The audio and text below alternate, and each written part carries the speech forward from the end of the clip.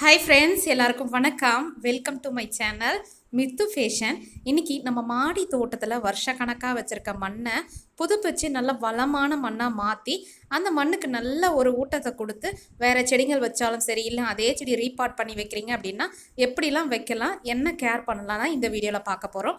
ஆரம்பத்திலே பட்ரோஸ் எல்லாம் பார்த்துருப்பீங்க இல்லையா? இதுக்கப்புறம் கார்டன் இப்போ எப்படி இருக்குது அப்படின்றத பாருங்கள். ஃபுல்லாக இந்த ஆடிப்பட்டத்துக்காக ரெடி பண்ண ஆரம்பித்தோம். ஆடிப்பட்டத்துக்கு ரெடி பண்ணுறோம் அப்படின்னாலே வருங்காலம் மழை காலம் இல்லைங்களா, அதுக்கு ஏற்ற மாதிரி அந்த டைல்ஸுக்கு இடுக்கில் இருக்கக்கூடிய அந்த ஹோல்ஸ் எல்லாத்தையும் கவர் பண்ணுற மாதிரி ஒயிட் சிமெண்ட்லாம் போட்டு பேக் பண்ணுவோம். இந்த ட்ரைன் செல் மேட்டை எல்லாத்தையும் எடுத்துகிட்டு அந்த இடங்களில் இருக்கக்கூடிய மண், அழுக்கு, இலத்தழைங்கள்லாம் கொட்டியிருக்கோம் இல்லையா, அதை கம்போஸ்ட் பின்னில் போடுவோம். முக்கியமாக நல்லா க்ளீன் பண்ணி எடுத்துருவோம். ஒவ்வொரு வருஷமும் இது மாதிரி பண்ணாதான் நம்ம டெரஸ் கார்டனை நல்லா மெயின்டைன் பண்ணிட்டு வர முடியும். என்னதான் ட்ரைன் செல் மேட் போட்டால் கூட அந்த இடத்துல தண்ணி சிலது தேங்கும் இல்லைங்களா, பாசை பிடிக்க ஆரம்பிக்கும். இதெல்லாம் இல்லாமல் இருந்தால் தான் பூச்சி பொட்டுக்கள் அந்த அளவுக்கு வராது. நமக்கும் மாடி தோட்டத்தில் போன உடனே பார்க்குறதுக்கு நல்ல ஒரு மெயின்டெனாகவும் இருக்கும், ரொம்ப சுத்தமாகவும் இருக்கும். இதை நீங்கள் ட்ரை பண்ணி பாருங்கள். இன்றைக்கி பார்த்தீங்கன்னா எல்லா விதமான செடிங்களையும் எடுத்து கொஞ்சம் க்ளீன் பண்ணிகிட்ருக்கோம். பெரிய பெரிய தொட்டிலாம் இருக்கு இல்லையா, அந்த இடத்துல கொஞ்சமாக தான் நகர்த்த முடிஞ்சது. ஏன்னா இந்த வருஷம் தான் இவ்வளோ பெரிய க்ரோ பேக் நான் வச்சுருக்கேன். இதுக்கு முன்னாடி வச்சது கிடையாது. சின்ன தொட்டிங்க, சின்ன க்ரோ பேக் வச்சுருந்தாலும் ரொம்ப ஈஸியாக இருந்தது. கொஞ்சம் பெரிய தொட்டிங்கள் வைக்கும் போது கஷ்டமாக தான் இருந்தது. எல்லாமே இந்த அளவுக்கு தாங்க இருக்குது. இதில் பார்த்தீங்கன்னா என்னுடைய தொட்டிங்களில் நிறைய தொட்டிங்களை மாற்ற ஆரம்பித்தேன். ஏன்னா ஒரு பானை உடஞ்சிருந்து ஆல்ரெடி ராமர் பானை வச்சுருந்தோம் பார்த்தீங்களா, அந்த மல்லி செடி 4 வருஷம் ஆகுது. அதில் வச்சு அப்படியே கேர் பண்ணி கொண்டு வந்திருந்தேன். எந்த உரமும் மட்டும் தான் லிக்விடாக கொடுப்பேன். செடிங்களுக்கு மேலேயும் கொடுப்பேனே தவிர மண்ணை போட்டு கிளறவோ எதுவுமே முடியாது. இந்த லைனில் இருக்கக்கூடிய அந்த மஞ்சள் கலர் பானை தான் உடஞ்சி போயிருந்ததா, அதை எடுத்து இப்போ நான் ரீபாட் பண்ண போகிறேன். ஆரம்பத்தில் வாங்கிட்டு வந்து வச்ச தொட்டிங்களில் நிறைய ரீபாட் பண்ணியிருந்தேன். ஆனால் இந்த ராமர் பானம் இதே தொட்டியில் மட்டும்தான் இந்த பானையில் இருந்தது. இப்போ தான் கொஞ்சம் கிராக் விட்டதால் எடுத்துகிட்டு வேறு க்ரோ பேக்கில் வைக்க போகிறேன். அந்த பானையில் இருக்கிறத எல்லாத்தையும் உங்களுக்கு எடுத்துகிட்டு காட்டுறேன் பாருங்கள், எந்த அளவுக்கு வேர் சூழ்ந்திருக்கு.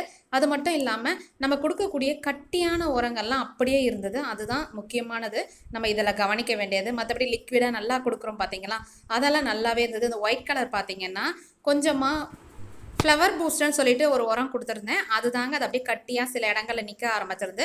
இதுலேருந்தே நமக்கு தெரியுது எந்த ஒரு உரமே நல்லா லிக்விடாக கரைச்சி இந்த மாதிரி கொடுக்கணும்னு. இது மாதிரி நின்றுச்சு அப்படின்னா அதை செடிக்கும் தேவையில்லாத ஆபத்தை ஏற்படுத்தலாம்.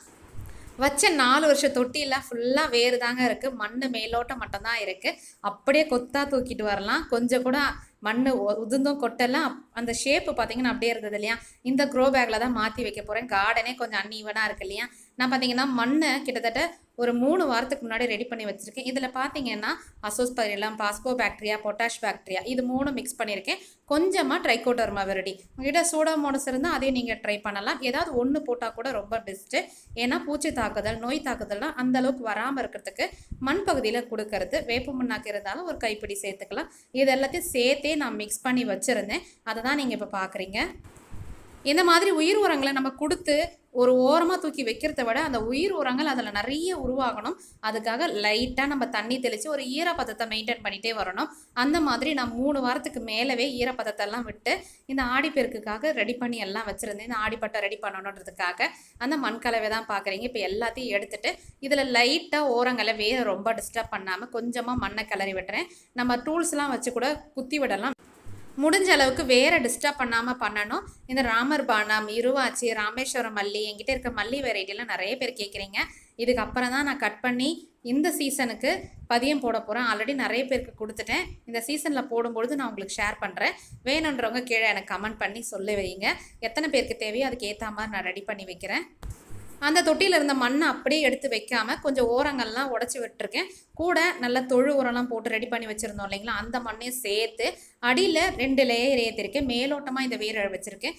ஏன்னு பார்த்தீங்கன்னா ஏற்கனவே எடுத்து நம்ம அடியில் வச்சுட்டோம்னா வேர் இன்னும் மேலே வர போகிறதில்ல, அடியில் தான் போகும். முடிஞ்ச அளவுக்கு கீழே கொஞ்சம் ஸ்பேஸ் கொடுத்துட்டு மேலோட்டமாக வைக்கிறது ரொம்ப பெஸ்ட்டு எந்த ஒரு செடிக்குமே சரி.